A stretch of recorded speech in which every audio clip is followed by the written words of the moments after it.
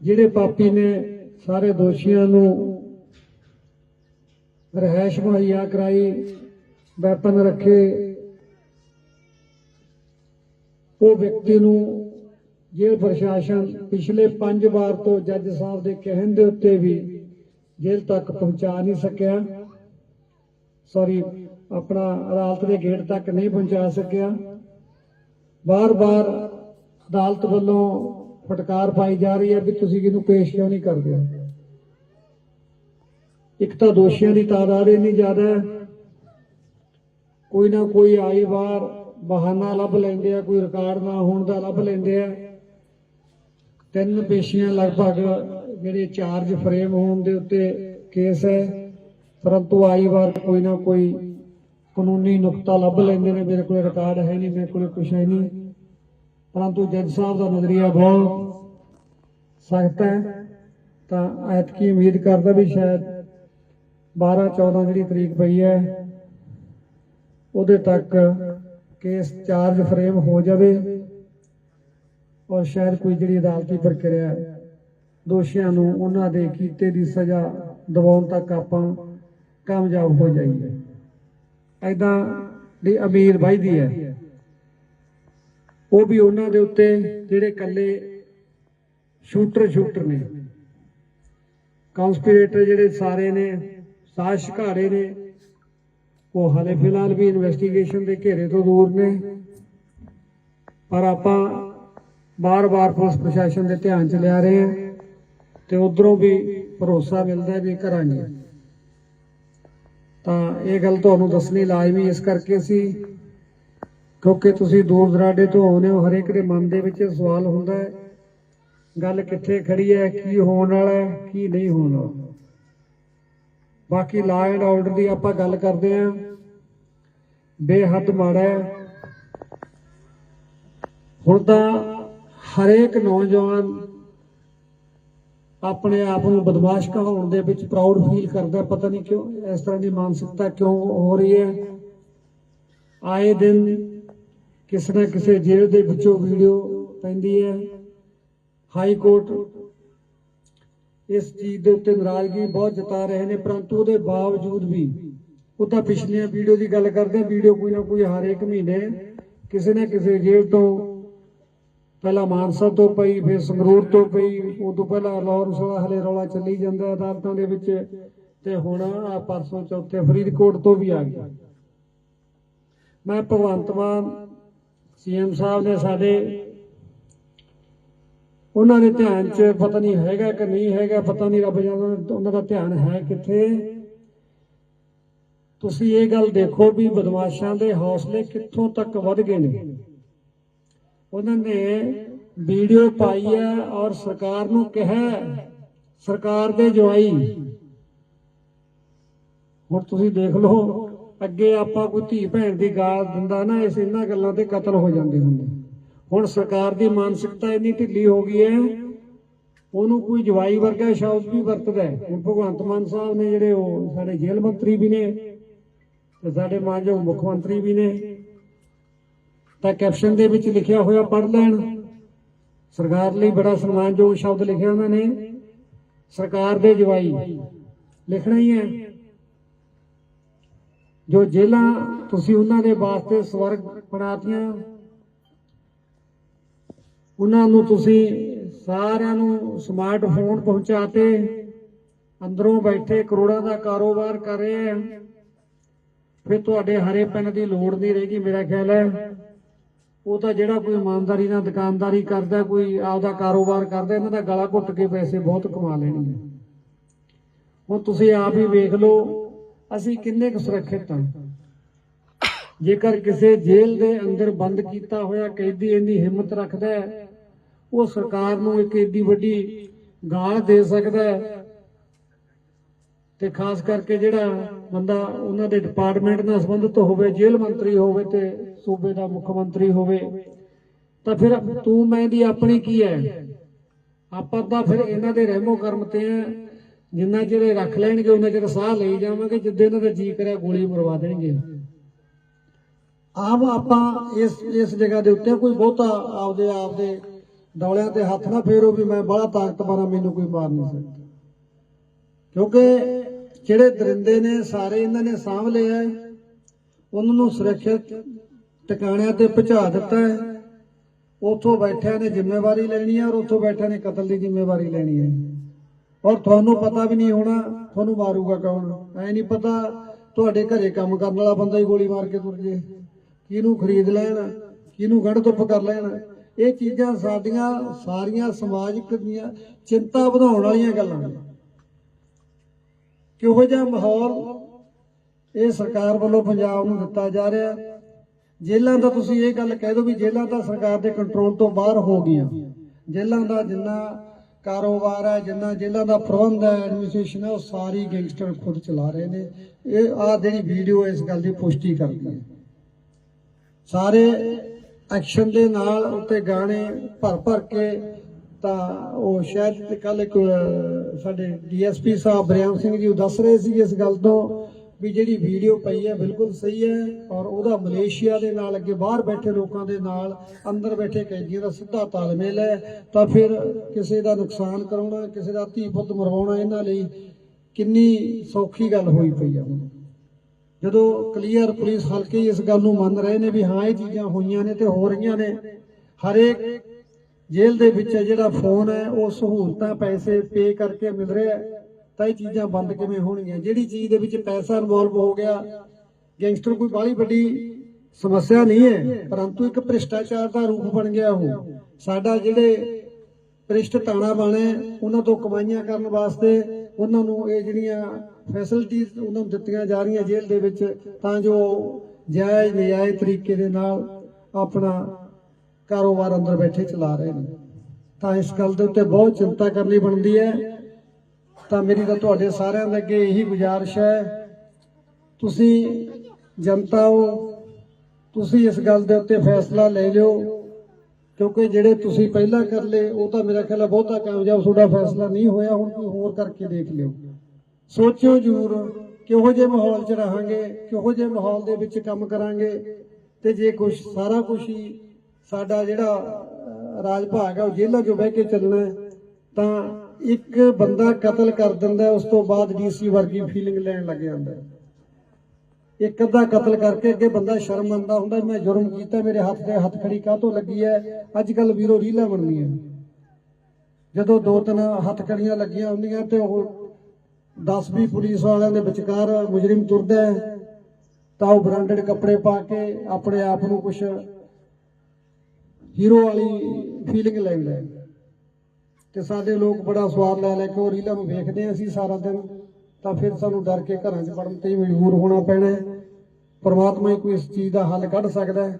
ਮਨ ਬਹੁਤ ਉਦਾਸ ਹੁੰਦਾ ਇਹਨਾਂ ਗੱਲਾਂ ਨੂੰ ਵੇਖਦੇ ਹਾਂ ਵੀ ਅਸੀਂ ਕਿਹੋ ਜਿਹੇ ਲੋਕਤੰਤਰ ਦੇ ਵਿੱਚ ਰਹਿ ਰਹੇ ਹਾਂ ਔਰ ਸਾਡੇ ਆਗੂ ਕਿਹੋ ਜਿਹੀ ਮਾਨਸਿਕਤਾ ਦੇ ਨੇ ਜਿਹੜੇ ਅਸੀਂ ਇੰਨੇ ਚੁਣ ਕੇ ਭੇਜਦੇ। ਕੋਈ ਵੀ ਇਸ ਚੀਜ਼ ਦਾ ਸ਼ਰੇਆਮ ਵਿਰੋਧ ਕਰਦਾ ਨਜ਼ਰ ਨਹੀਂ ਆਇਆ।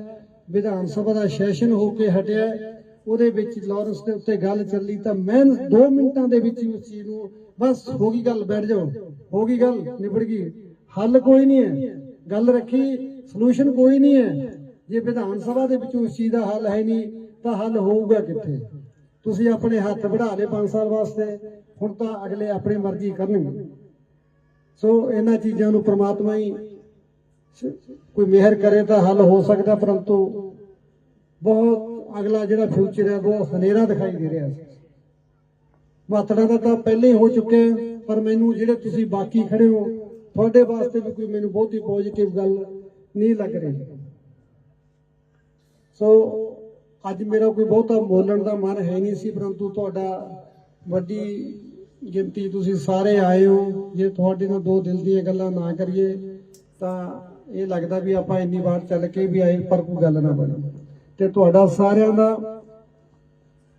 ਪਹਿਲੇ ਦਿਨ ਤੋਂ ਲੈ ਕੇ ਅੱਜ ਤੱਕ ਤੁਸੀਂ ਬਹੁਤ ਪਰਿਵਾਰ ਦਾ ਸਾਥ ਦਿੱਤਾ ਤੇ ਮੈਂ ਤੁਹਾਡੇ ਤੋਂ ਉਮੀਦ ਕਰਦਾ ਅੱਗੇ ਵੀ ਦੱਸਦਾ ਇਵੇਂ ਜਿਵੇਂ ਤੁਸੀਂ ਜਿਵੇਂ ਪਹਿਲਾਂ ਸਿਰ ਤੇ ਹੱਥ ਰੱਖਿਆ ਸਾਰੇ ਇਦਾਂ ਹੀ ਪਿਆਰ ਦਿਓਗੇ। ਕੋਈ ਸ਼ਬਦ ਵੱਧ ਘੱਟ ਕਿਸੇ ਨੂੰ ਕਹਿ ਗਿਆ ਹੋਵਾਂ ਤਾਂ ਤੁਹਾਡੇ ਤੋਂ ਹੱਥ ਜੋੜ ਕੇ ਮਾਫੀ ਚਾਹੁੰਦਾ। ਵਾਹਿਗੁਰੂ ਜੀ ਕਾ ਖਾਲਸਾ, ਵਾਹਿਗੁਰੂ ਜੀ ਕੀ ਫਤਿਹ।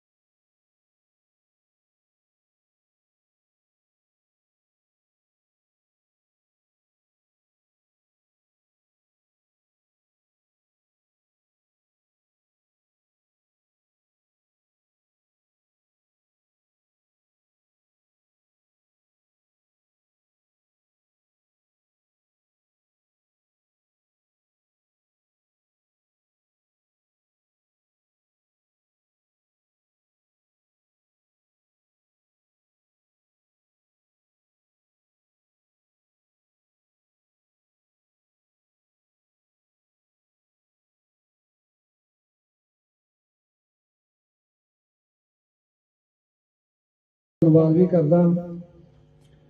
परंतु सरकार के वलों जो ढिल मस का रवैया पहला सी उही हुण बादस्तूर जारी है।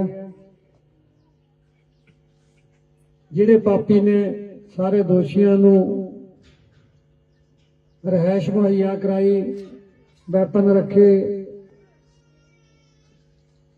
वो व्यक्ति नूं जेल प्रशासन पिछले 5 बार तो जज साहब के कहण दे उत्ते भी जेल तक पहुंचा नहीं सकिया, सॉरी अपना अदालत के गेट तक नहीं पहुंचा सकिया। बार बार अदालत वालों फटकार पाई जा रही है भी तुसीं किहनूं पेश क्यों नहीं करदे। एक तो दोषियों की तादाद इन्नी ज्यादा है, कोई ना कोई आई बार बहाना लभ लैंदे आ, कोई रिकॉर्ड ना होने का लभ लैंदे आ।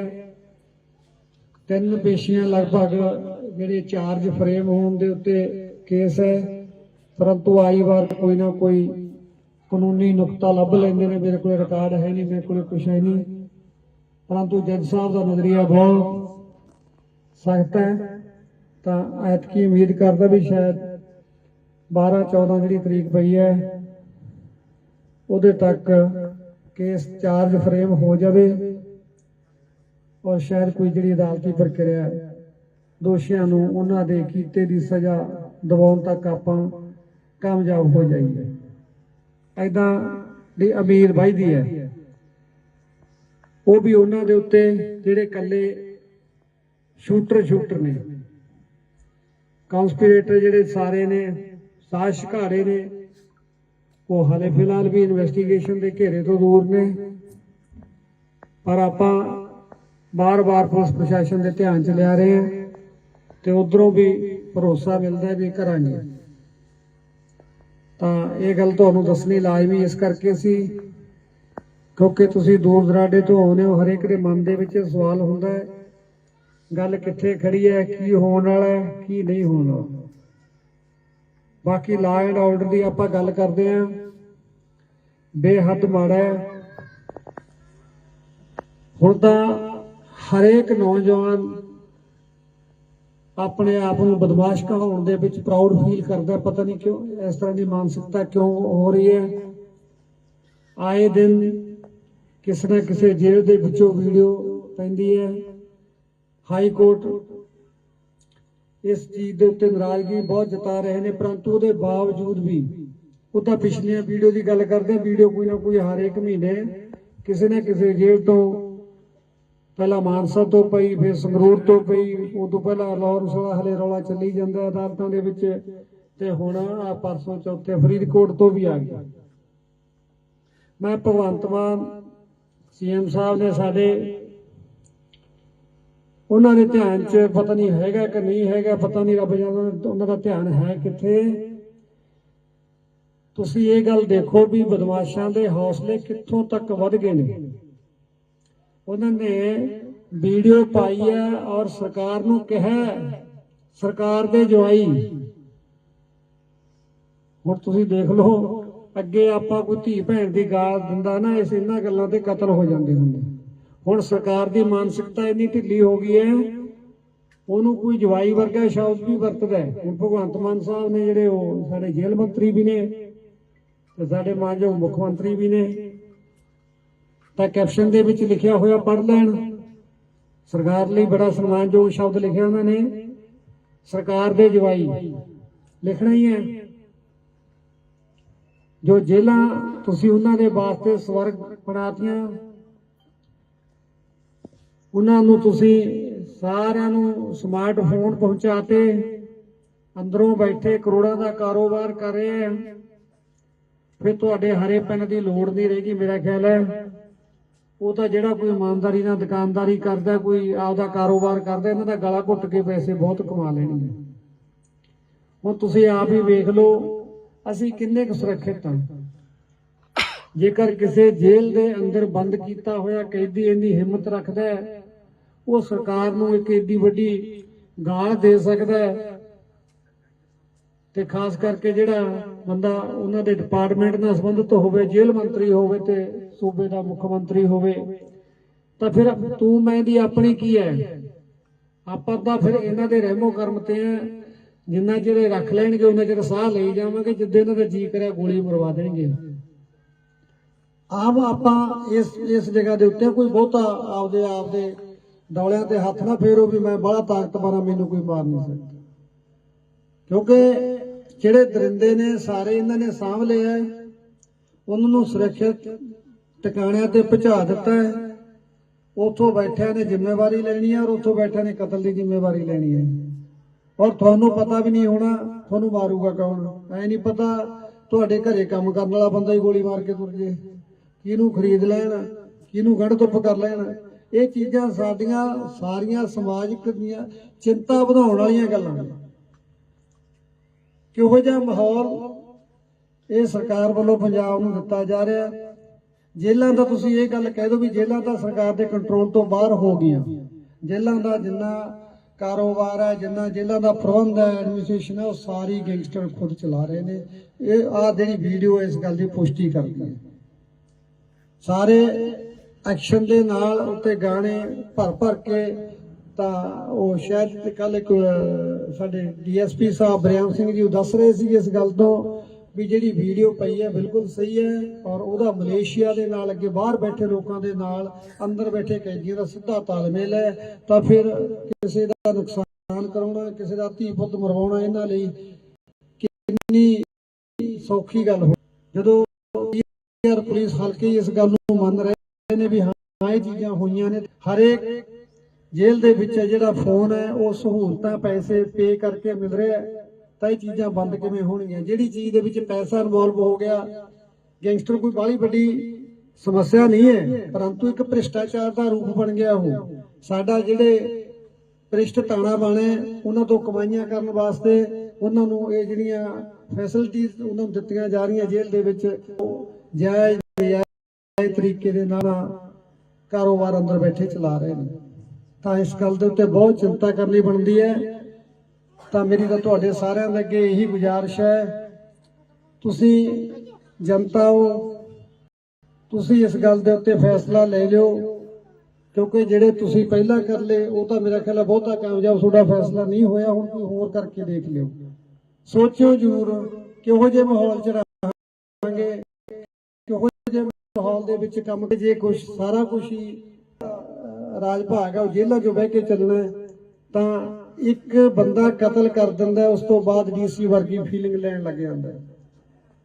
ਇੱਕ ਅੱਧਾ ਕਤਲ ਕਰਕੇ ਅੱਗੇ ਬੰਦਾ ਸ਼ਰਮ ਮੰਨਦਾ ਹੁੰਦਾ, ਮੈਂ ਜੁਰਮ ਕੀਤਾ, ਮੇਰੇ ਹੱਥ ਤੇ ਹੱਥ ਖੜੀ ਕਾਹਤੋਂ ਲੱਗੀ ਹੈ। ਅੱਜ ਕੱਲ ਵੀਰੋ ਰੀਲਾਂ ਬਣਦੀਆਂ, ਜਦੋਂ 2-3 ਹੱਥ ਖੜੀਆਂ ਲੱਗੀਆਂ ਹੁੰਦੀਆਂ ਤੇ ਉਹ 10-20 ਪੁਲਿਸ ਵਾਲਿਆਂ ਦੇ ਵਿਚਕਾਰ ਮੁਜਰਿਮ ਤੁਰਦਾ ਹੈ, ਤਾਂ ਉਹ ਬ੍ਰਾਂਡਡ ਕੱਪੜੇ ਪਾ ਕੇ ਆਪਣੇ ਆਪ ਨੂੰ ਕੁਛ ਹੀਰੋ ਵਾਲੀ ਫੀਲਿੰਗ ਲੈਂਦਾ ਹੈ। ਤੇ ਸਾਡੇ ਲੋਕ ਬੜਾ ਸਵਾਦ ਲੈ ਕੇ ਉਹ ਰੀਲਾਂ ਨੂੰ ਵੇਖਦੇ ਅਸੀਂ ਸਾਰਾ ਦਿਨ, ਤਾਂ ਫਿਰ ਸਾਨੂੰ ਡਰ ਕੇ ਘਰਾਂ 'ਚ ਵੜਨ ਤੇ ਮਜਬੂਰ ਹੋਣਾ ਪੈਣਾ ਹੈ। ਪਰਮਾਤਮਾ ਹੀ ਕੋਈ ਇਸ ਚੀਜ਼ ਦਾ ਹੱਲ ਕੱਢ ਸਕਦਾ ਹੈ। ਮਨ ਬਹੁਤ ਉਦਾਸ ਹੁੰਦਾ ਇਹਨਾਂ ਗੱਲਾਂ ਨੂੰ ਵੇਖਦੇ ਆ ਵੀ ਅਸੀਂ ਕਿਹੋ ਜਿਹੇ ਲੋਕਤੰਤਰ ਦੇ ਵਿੱਚ ਰਹਿ ਰਹੇ ਹਾਂ, ਔਰ ਸਾਡੇ ਆਗੂ ਕਿਹੋ ਜਿਹੀ ਮਾਨਸਿਕਤਾ ਦੇ ਨੇ ਜਿਹੜੇ ਅਸੀਂ ਇੰਨੇ ਚੁਣ ਕੇ ਭੇਜਦੇ। ਕੋਈ ਵੀ ਇਸ ਚੀਜ਼ ਦਾ ਸ਼ਰੇਆਮ ਵਿਰੋਧ ਕਰਦਾ ਨਜ਼ਰ ਨਹੀਂ ਆਇਆ। ਵਿਧਾਨ ਸਭਾ ਦਾ ਸੈਸ਼ਨ ਹੋ ਕੇ ਹਟਿਆ, ਉਹਦੇ ਵਿੱਚ ਲਾਰੈਂਸ ਦੇ ਉੱਤੇ ਗੱਲ ਚੱਲੀ ਤਾਂ ਮੈਂ 2 ਮਿੰਟਾਂ ਦੇ ਵਿੱਚ ਉਸ ਚੀਜ਼ ਨੂੰ ਬਸ ਹੋ ਗਈ ਗੱਲ, ਬੈਠ ਜਾਓ, ਹੋ ਗਈ ਗੱਲ, ਨਿਬੜ ਗਈ, ਹੱਲ ਕੋਈ ਨਹੀਂ ਹੈ, ਗੱਲ ਰੱਖੀ, ਸੋਲੂਸ਼ਨ ਕੋਈ ਨਹੀਂ ਹੈ। ਜੇ ਵਿਧਾਨ ਸਭਾ ਦੇ ਵਿੱਚ ਉਸ ਚੀਜ਼ ਦਾ ਹੱਲ ਹੈ ਨਹੀਂ ਤਾਂ ਹੱਲ ਹੋਊਗਾ ਕਿੱਥੇ? ਤੁਸੀਂ ਆਪਣੇ ਹੱਥ ਵਧਾ ਲਏ 5 ਸਾਲ ਵਾਸਤੇ, ਹੁਣ ਤਾਂ ਅਗਲੇ ਆਪਣੀ ਮਰਜ਼ੀ ਕਰਨਗੇ। ਸੋ ਇਹਨਾਂ ਚੀਜ਼ਾਂ ਨੂੰ ਪ੍ਰਮਾਤਮਾ ਹੀ ਕੋਈ ਮਿਹਰ ਕਰੇ ਤਾਂ ਹੱਲ ਹੋ ਸਕਦਾ, ਪਰੰਤੂ ਬਹੁਤ ਅਗਲਾ ਜਿਹੜਾ ਫਿਊਚਰ ਹੈ ਬਹੁਤ ਹਨੇਰਾ ਦਿਖਾਈ ਦੇ ਰਿਹਾ ਹੈ। ਮਾਤੜਾ ਦਾ ਤਾਂ ਪਹਿਲੇ ਹੀ ਹੋ ਚੁੱਕਿਆ, ਪਰ ਮੈਨੂੰ ਜਿਹੜੇ ਤੁਸੀਂ ਬਾਕੀ ਖੜੇ ਹੋ ਤੁਹਾਡੇ ਵਾਸਤੇ ਵੀ ਕੋਈ ਮੈਨੂੰ ਬਹੁਤੀ ਪੋਜ਼ਿਟਿਵ ਗੱਲ ਨਹੀਂ ਲੱਗ ਰਹੀ। ਸੋ ਅੱਜ ਮੇਰਾ ਕੋਈ ਬਹੁਤਾ ਬੋਲਣ ਦਾ ਮਨ ਹੈ ਨਹੀਂ ਸੀ, ਪਰੰਤੂ ਤੁਹਾਡਾ ਵੱਡੀ ਗਿਣਤੀ ਤੁਸੀਂ ਸਾਰੇ ਆਏ ਹੋ। ਜੇ ਤੁਹਾਡੇ ਨਾਲ 2 ਦਿਲ ਦੀਆਂ ਗੱਲਾਂ ਨਾ ਕਰੀਏ ਤਾਂ ਇਹ ਲੱਗਦਾ ਵੀ ਆਪਾਂ ਇੰਨੀ ਵਾਰ ਚੱਲ ਕੇ ਵੀ ਆਏ ਪਰ ਕੋਈ ਗੱਲ ਨਾ ਬਣੀ। ਤੇ ਤੁਹਾਡਾ ਸਾਰਿਆਂ ਦਾ ਪਹਿਲੇ ਦਿਨ ਤੋਂ ਲੈ ਕੇ ਅੱਜ ਤੱਕ ਤੁਸੀਂ ਬਹੁਤ ਪਰਿਵਾਰ ਦਾ ਸਾਥ ਦਿੱਤਾ, ਤੇ ਮੈਂ ਤੁਹਾਡੇ ਤੋਂ ਉਮੀਦ ਕਰਦਾ ਅੱਗੇ ਵੀ ਦੱਸਦਾ ਇਵੇਂ ਜਿਵੇਂ ਪਹਿਲਾਂ ਸਿਰ ਤੇ ਹੱਥ ਰੱਖਿਆ ਸਾਰੇ ਇਦਾਂ ਹੀ ਪਿਆਰ ਦਿਓਗੇ। ਕੋਈ ਸ਼ਬਦ ਵੱਧ ਘੱਟ ਕਿਸੇ ਨੂੰ ਕਹਿ ਗਿਆ ਹੋਵਾਂ ਤਾਂ ਤੁਹਾਡੇ ਤੋਂ ਹੱਥ ਜੋੜ ਕੇ ਮਾਫੀ ਚਾਹੁੰਦਾ। ਵਾਹਿਗੁਰੂ ਜੀ ਕਾ ਖਾਲਸਾ, ਵਾਹਿਗੁਰੂ ਜੀ ਕੀ ਫਤਿਹ। ਧੰਨਵਾਦ ਵੀ ਕਰਦਾ, ਪਰੰਤੂ ਸਰਕਾਰ ਦੇ ਵੱਲੋਂ ਜੋ ਢਿੱਲ ਮੱਸ ਦਾ ਰਵੱਈਆ ਪਹਿਲਾਂ ਸੀ ਉਹੀ ਹੁਣ ਬਾਦਸਤੂਰ ਜਾਰੀ ਹੈ। ਜਿਹੜੇ ਪਾਪੀ ਨੇ ਸਾਰੇ ਦੋਸ਼ੀਆਂ ਨੂੰ ਰਿਹਾਇਸ਼ ਮੁਹੱਈਆ ਕਰਾਈ, ਵੈਪਨ ਰੱਖੇ, ਉਹ ਵਿਅਕਤੀ ਨੂੰ ਜੇਲ੍ਹ ਪ੍ਰਸ਼ਾਸਨ ਪਿਛਲੇ 5 ਵਾਰ ਤੋਂ ਜੱਜ ਸਾਹਿਬ ਦੇ ਕਹਿਣ ਦੇ ਉੱਤੇ ਵੀ ਜੇਲ੍ਹ ਤੱਕ ਪਹੁੰਚਾ ਨਹੀਂ ਸਕਿਆ। ਆਪਣਾ ਅਦਾਲਤ ਦੇ ਗੇਟ ਤੱਕ ਨਹੀਂ ਪਹੁੰਚਾ ਸਕਿਆ। ਬਾਰ-ਬਾਰ ਅਦਾਲਤ ਵੱਲੋਂ ਫਟਕਾਰ ਪਾਈ ਜਾ ਰਹੀ ਹੈ ਵੀ ਤੁਸੀਂ ਇਹਨੂੰ ਪੇਸ਼ ਕਿਉਂ ਨਹੀਂ ਕਰਦੇ। ਇੱਕ ਤਾਂ ਦੋਸ਼ੀਆਂ ਦੀ ਤਾਦਾਦ ਇੰਨੀ ਜ਼ਿਆਦਾ ਹੈ, ਕੋਈ ਨਾ ਕੋਈ ਆਈ ਵਾਰ ਬਹਾਨਾ ਲੱਭ ਲੈਂਦੇ ਆ, ਕੋਈ ਰਿਕਾਰਡ ਨਾ ਹੋਣ ਦਾ ਲੱਭ ਲੈਂਦੇ ਆ। 3 ਪੇਸ਼ੀਆਂ ਲਗਭਗ ਜਿਹੜੇ ਚਾਰਜ ਫਰੇਮ ਹੋਣ ਦੇ ਉੱਤੇ ਕੇਸ ਹੈ, ਪਰੰਤੂ ਆਈ ਵਾਰ ਕੋਈ ਨਾ ਕੋਈ ਕਾਨੂੰਨੀ ਨੁਕਤਾ ਲੱਭ ਲੈਂਦੇ ਨੇ। ਮੇਰੇ ਕੋਲ ਰਿਕਾਰਡ ਹੈ ਨਹੀਂ, ਮੇਰੇ ਕੋਲ ਕੁਛ ਹੈ ਨਹੀਂ, ਪਰੰਤੂ ਜੱਜ ਸਾਹਿਬ ਦਾ ਨਜ਼ਰੀਆ ਬਹੁਤ ਸਖਤ ਹੈ।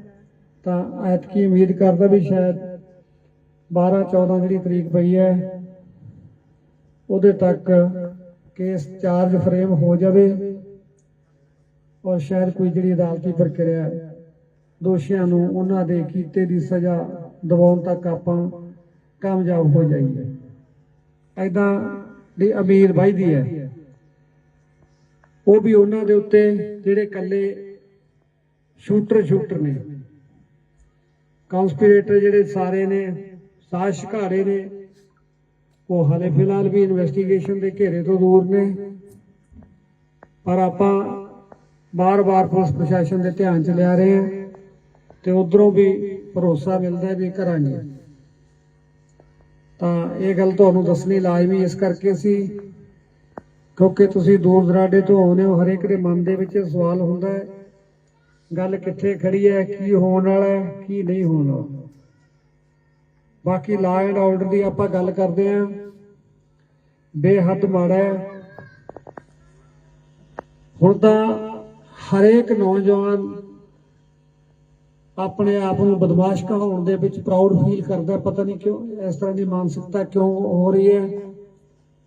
ਆਏ ਦਿਨ ਕਿਸੇ ਨਾ ਕਿਸੇ ਜੇਲ੍ਹ ਦੇ ਵਿੱਚੋਂ ਵੀਡੀਓ ਪੈਂਦੀ ਹੈ।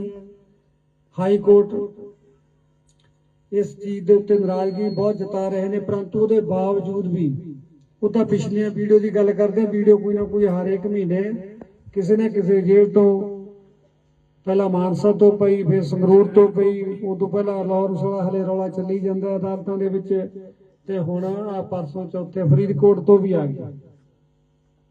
ਮੈਂ ਭਗਵੰਤ ਮਾਨ CM ਸਾਹਿਬ ਨੇ ਸਾਡੇ, ਉਹਨਾਂ ਦੇ ਧਿਆਨ 'ਚ ਪਤਾ ਨਹੀਂ ਹੈਗਾ ਕਿ ਨਹੀਂ ਹੈਗਾ, ਪਤਾ ਨਹੀਂ, ਰੱਬ ਜਾਣਦਾ ਉਹਨਾਂ ਦਾ ਧਿਆਨ ਹੈ ਕਿੱਥੇ।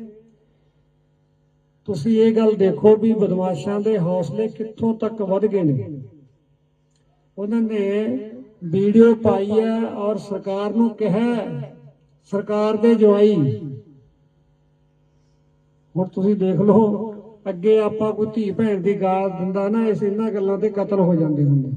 ਹੁਣ ਸਰਕਾਰ ਦੀ ਮਾਨਸਿਕਤਾ ਇੰਨੀ ਢਿੱਲੀ ਹੋ ਗਈ ਹੈ, ਉਹਨੂੰ ਕੋਈ ਜਵਾਈ ਵਰਗਾ ਸ਼ਬਦ ਵੀ ਵਰਤਦਾ ਹੈ। ਹੁਣ ਭਗਵੰਤ ਮਾਨ ਸਾਹਿਬ ਨੇ ਜਿਹੜੇ, ਉਹ ਸਾਡੇ ਜੇਲ੍ਹ ਮੰਤਰੀ ਵੀ ਨੇ ਤੇ ਸਾਡੇ ਮਾਨਯੋਗ ਮੁੱਖ ਮੰਤਰੀ ਵੀ ਨੇ, ਤਾਂ ਕੈਪਸ਼ਨ ਦੇ ਵਿੱਚ ਲਿਖਿਆ ਹੋਇਆ ਪੜ੍ਹ ਲੈਣ। ਸਰਕਾਰ ਲਈ ਬੜਾ ਸਨਮਾਨਯੋਗ ਸ਼ਬਦ ਲਿਖਿਆ ਉਹਨਾਂ ਨੇ, ਸਰਕਾਰ ਦੇ ਜਵਾਈ ਲਿਖਣਾ ਹੀ ਹੈ। ਜੋ ਜੇਲ੍ਹਾਂ ਤੁਸੀਂ ਉਹਨਾਂ ਦੇ ਵਾਸਤੇ ਸਵਰਗ ਬਣਾਤੀਆਂ,